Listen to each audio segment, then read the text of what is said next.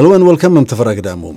As we celebrate International Women's Day, it's time to reflect on how African women are making a difference as leaders. My guest today, Bineta Diop, is the African Union's Special Envoy for Women, Peace and Security. A very warm welcome, Madam Bineta Diop. Thank you for having me in this show, Farah. I'm very glad to be with you.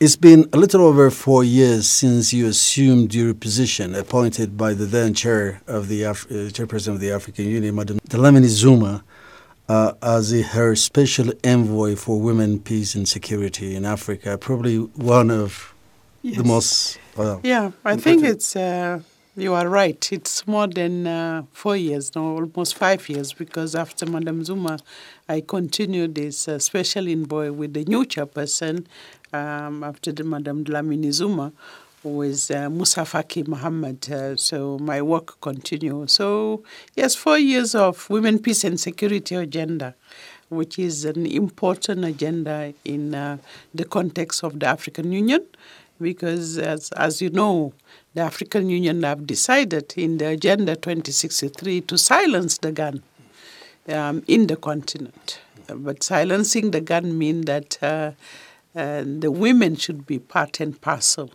of this transformation. Yeah, so that's the agenda that I'm implementing within the African Union. Yeah, but I just want to understand what your role as an institution, which is this the position of special envoy within the African context. You know, the AU has several departments which basically look from different directions into what you are doing as a special envoy. So, what makes your role any different from those? I always say that. Are you the Are you the watchdog? Yeah, I think it's one way is also the way of being the watchdog somewhere, but not myself as a special envoy, but being the voice of the voiceless, being the voice of the women. African Union being a member state organization, which is great, but a lot of commitment on gender issues, gender equality, women's human rights. But we always see that the distance between, the member states and the people, the public. And by looking into women, peace and security, the AU say that most of the time the women are victims. But where are their voice? So my role is to bring their agenda within the overall mainstream. As you have mentioned, it can be on the prevention side. It can be for them to participate in the mediation side. Is also to look into the protection side. So that is the issues that I brought to the chairperson in the overall mainstream. In a nutshell, is the agenda of women. As I already mentioned, that women have a lot of experiences to bring at the table, either when it comes to peace negotiation, when it comes also to issues that are developmental agenda. So let's their voice and their agenda at the table. So my role is to mobilize them, facilitate their participation into the overall African Union mechanism. How do you do that? Have you developed? So it's a very good. Because I always see women's issue mainstreamed in different sections. First of all, I think you need to mobilize women. I call them. This is the army without guns. When you wanted to transform a conflict zone, you have to bring quite a number of women. That's why what happened in Liberia. In the transformation of Liberia, there is a big group of women who came up for. So you need, for me, is to organize the women, is for their agenda, bringing them. There are many networks that we have been able to put in place. That's what I want to know. So that's one of the things, because, women are not a homogeneous group. We tend to say, women, you are the same. It's not. We belong to different family, communities, religious group or ethnic group. So it means that we have a lot of difference. But what brings us is the experience that we face every day. When we look into the agenda of education, who are the ones that are really taking care of the children in the community on the education of the girls and boys? It's the women that are put at the front. When it comes to simple issue of family, water, sanitation, take it. The men are not there. They said we are fixing it. They don't fix it. The women are the one who knows the problems. So what we are saying is bring them around a common agenda. So what we do in the transformation is to discuss what are our priority areas. And once we get those areas, women agree. We always disagree at the beginning because we are different, but at the end we agree. And men agree from the beginning, but we disagree at the end. That's where they bring the fight. But women disagree honestly around the table, but at the end, when they agree on something, you will see they are the one to implement that one. That's why it's important to bring them around the table. So what makes your work any different from what others are doing, even within the African Union framework? Because as I see it, it's not any different. I think it's a very different way because you could see the impact. The first one is when I go into mission in the field. When I went to in Somalia and visit our military, find Ethiopian women military in Somalia who defend our cause. They are there. I mean, Africa have fixed. If it was not the military we sent, I think we will not get the stability we have seen right now. But when you go there, the advocacy work that you do is to listen to the women on the issue that affect them. It's not just about the numbers, but the women can tell you there, this is my problem. I'm using the same facility than the men. Maybe the men are not listening to them, but being their advocate, you can now come and mediate for them. You can negotiate with the same structure and say, why don't you separate the facility of women and men? You come also to look into what kind of skills are given to our military boys. I just take that one as military. Do we give them a code of conduct so when they go, they're protecting the civilians, but not abusing the civilian, in particular the women? So you need to make sure that the AU have adopted this instrument, are actually implementing it. So I'm facilitating. My role is to advocate and make sure that whatever we preach is what we are doing on the ground, and make sure that the women also perceive it. So I said, mobilize the women, help them to understand, but make sure that they have access either to the AU. We have a great network in the African Union, and I'm sure that like GMAC, the Gender Campaign Network, this is the network that called for gender parity in the African Union. That we have now 5 women commissioners, 5 men in the transformation of OAU to AU. So this is one thing that civil society, when they form their coalition, they are able to say, hey, we want this. And some of the time, the structure listen and the leader listen. So basically your job is, as an institution, something related to advocacy, I would say primarily is to advocate for implementation, because we have a lot of policy, as I rightly said. Plenty of them.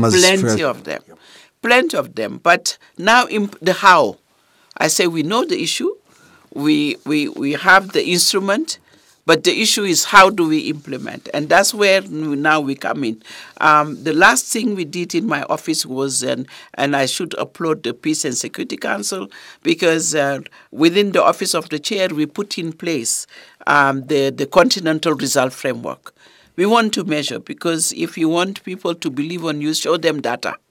So we say that peace and security, we need to measure.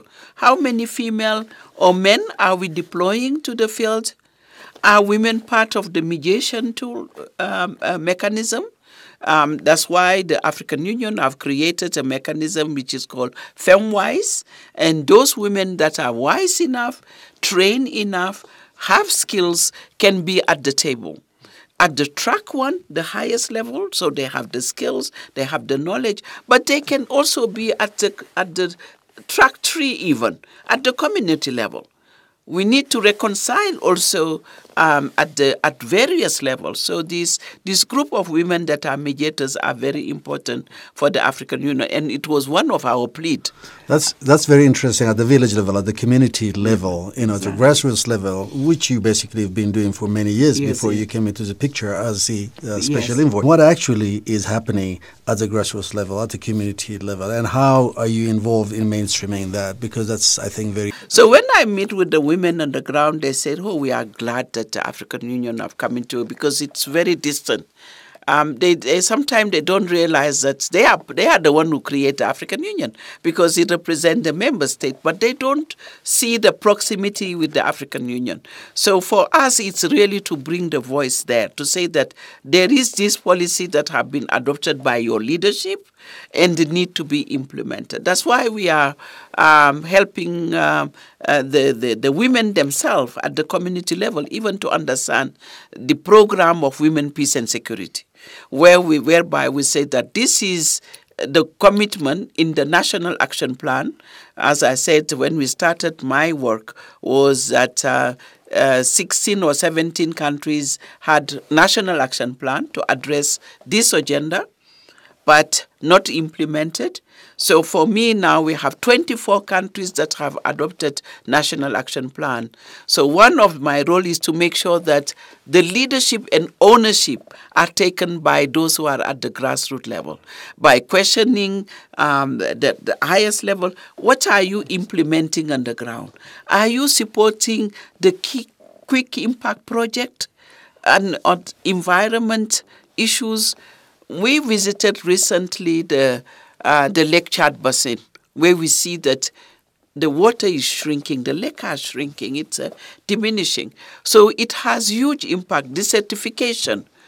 And you see the linkages with the spread of the terrorists there, because the environment degradation has an impact on the population.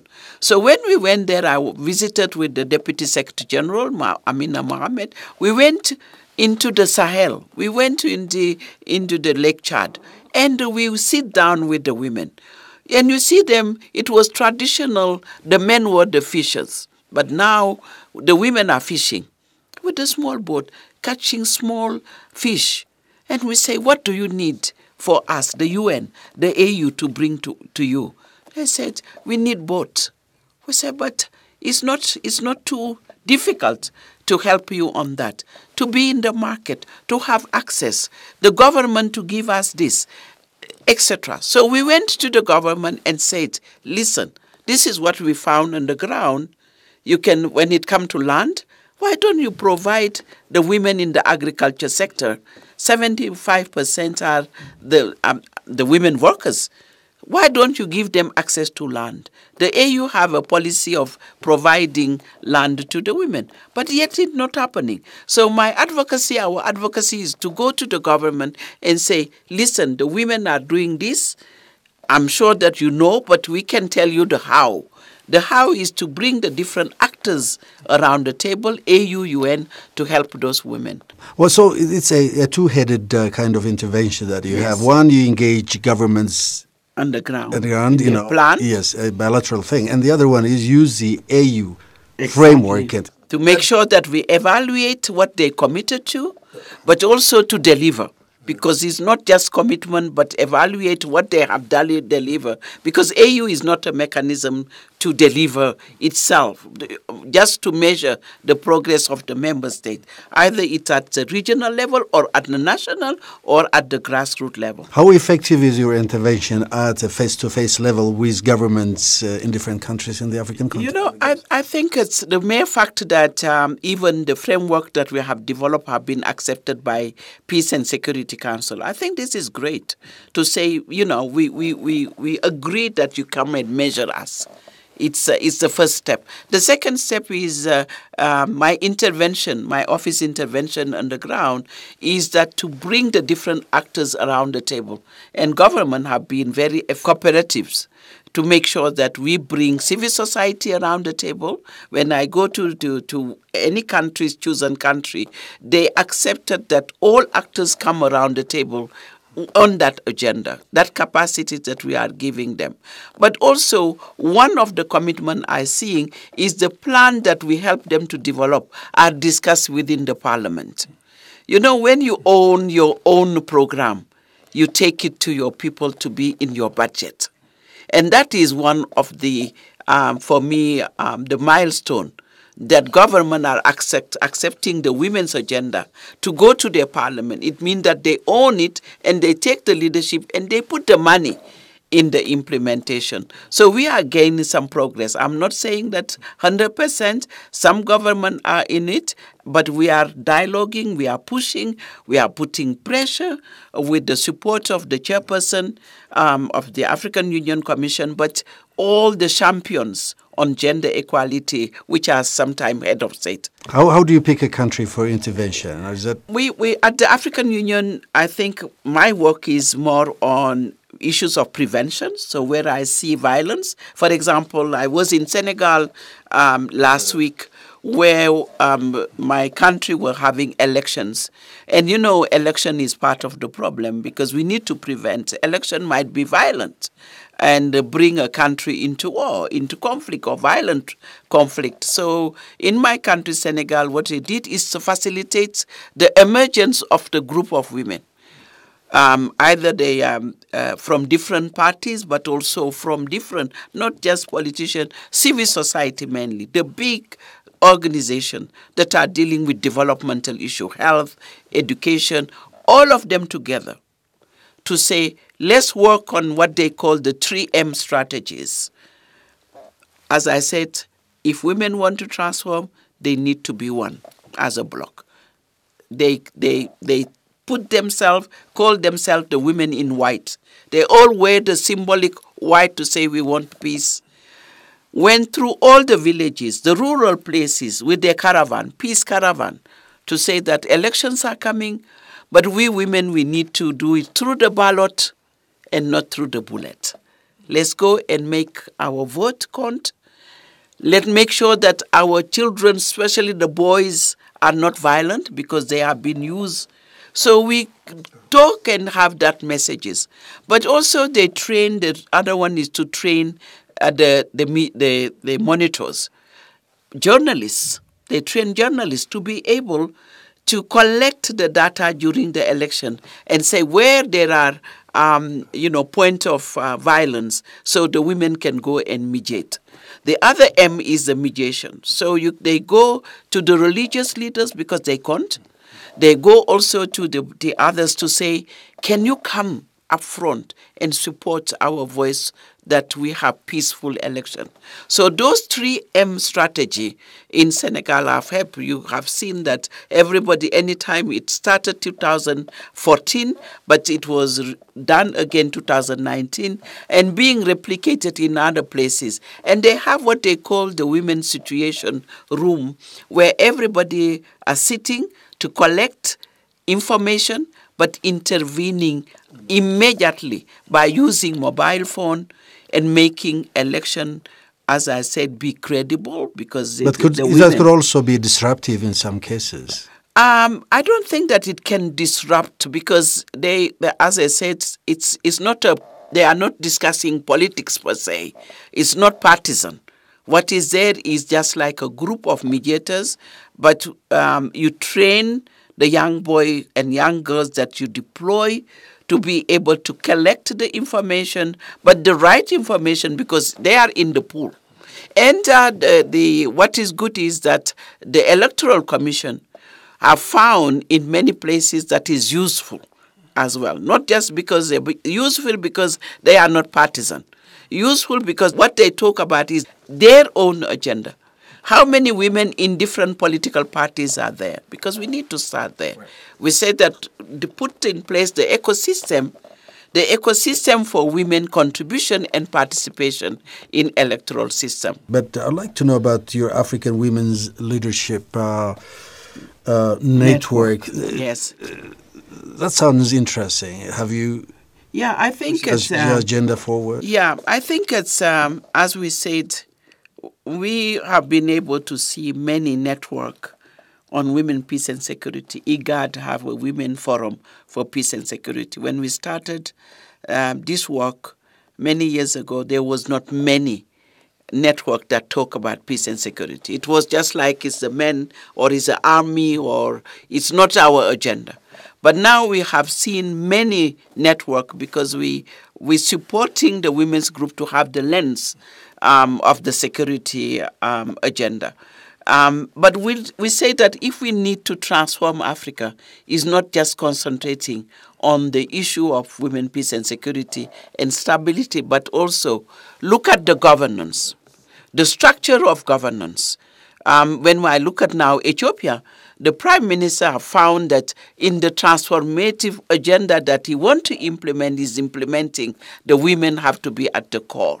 So it's a governance issues, but it's also a development issues, is a human right issue. You take them, so women have to be leaders, but not number only, but having the quality and the quantity is important. That's why we create what we came together as African women to say, let's build our platform, which is Africa Women Leaders Network, across Africa. Now we have, you have so many chapters. Ethiopia is going to launch their chapters, I think very soon. It was planned for March, and we are encouraging them with UN Women to bring the support with Germany and our friends, which is the partners here, to make sure on each country we have the national chapter of Africa Women Leaders Network. But not only that. But it's interesting. How independent is this network? Because much of the funding comes from the West. No, I don't think that most, because we have several pillars. Let me tell you one of the work, the stream work that we are doing with the Economic Commission for Africa. It's an African, it's a UN. And what the UN has launched recently with Dr. Vera Songwe, with Musa Faki Mohammed. Both of them have decided to put in place the Africa Women Leadership Fund, which is going to fund women that are, entrepreneur. Because as we said, yes, we have women entrepreneurs, but we don't have a lot of women fund managers. And that's why when you see most of the bank, women don't have access to finance. We have good projects. Women have good projects. But the access to the funding, the access to the bank system, it's limited. So the ECA and the African Union have come with the idea of putting this fund, which is being established by the ECA, and we can see very soon the application. But it's the African money. It's the private sector money of Africa. So it's not just we looking at, Africa is rich, my dear. You know it. You know that Africa have tremendous resources.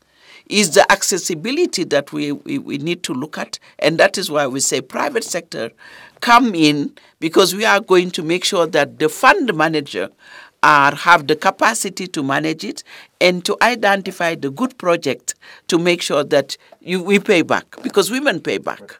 That's the reality. And we have seen Ethiopia at the forefront in the system of women banking, but we need to build it further, strengthen the system, make sure that it flourishes all over Africa. It's part of the thinking of the Africa Women Leaders Network. Well, good luck and thank you very much indeed. Thank you so much for having me.